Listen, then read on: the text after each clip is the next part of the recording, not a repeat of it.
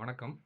இப்போ உள்ள கல்வி நிறுவனங்கள், சமுதாயம், ஆட்சி, வேலை பார்க்குற கார்ப்பரேட் நிறுவனங்கள், இது இல்லாம அந்த காலத்தில ராஜாக்கள் சம்மந்தப்பட்ட அரசியல் விஷயங்கள், ஆட்சி, போர் தந்திரங்கள் இது எல்லாத்துலயுமே ஏதாவது ஒரு தவறு நடக்குது அப்டின்னா, அந்த தவற தட்டி கேட்கறதுக்கு ஒரு புரட்சி உண்டாகுது அப்டின்னா, அந்த புரட்சி அத காலி பண்றதுக்கான நயவஞ்சக சூழ்ச்சி பண்ணி, அவங்க செய்யாத தப்ப செஞ்சதா அவங்கள உணர வச்சு, மக்களுக்கிடையே அவங்கள தவறானவங்களா சித்தரிச்சு காலி பண்றது இன்னைக்கு நேத்து உள்ள வழக்கம் கிடையாது. அது ராஜா காலத்து அரசியல் சூழ்ச்சி, மனிதருக்கே உண்டான நயவஞ்சக விஷயங்கள் அது.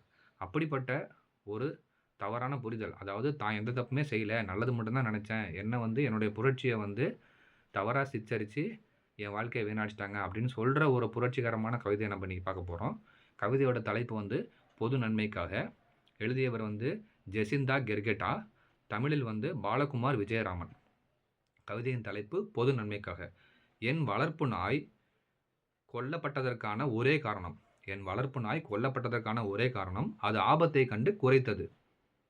கொல்லப்படுவதற்கு முன் கொல்லப்படுவதற்கு முன் அது வெறிநோய் கொண்டதென்றும் நான் நக்சலைட் என்றும் அறிவிக்கப்பட்டோம். எல்லாம் பொது நன்மைக்காக. இத ரொம்ப டீப்பா நம்ம பேச வேண்டாம். என்ன சொல்ல வராங்க அப்படின்னா, என்னோட நாய் ஒண்ணு கொன்னுட்டாங்க. அந்த நாய் கொல்லப்படுறது நல்ல நாய் தான் அது. அந்த நாய கொல்றதுக்கு முன்னாடி என்ன பண்ணிட்டாங்கன்னா, அது வெறி நாய் கொண்டது, வெறிநோய் கொண்ட நாய் அப்படின்னு சொல்லி தப்பா சித்தரிச்சுட்டாங்க. சித்தரிச்சு கொன்னுட்டாங்க. எதுக்காக அந்த நாய் கொல்லப்பட்டுச்சுன்னா, அது ஆபத்த பார்த்து குறைச்சுச்சு. அதே தான் நானும் செஞ்சேன். என்னையும் நக்சலைட்டுன்னு சொல்லி என்னோட எழுத்த காலி பண்ணிட்டாங்க. அப்படின்னு புரட்சிகரமா சொல்றாங்க.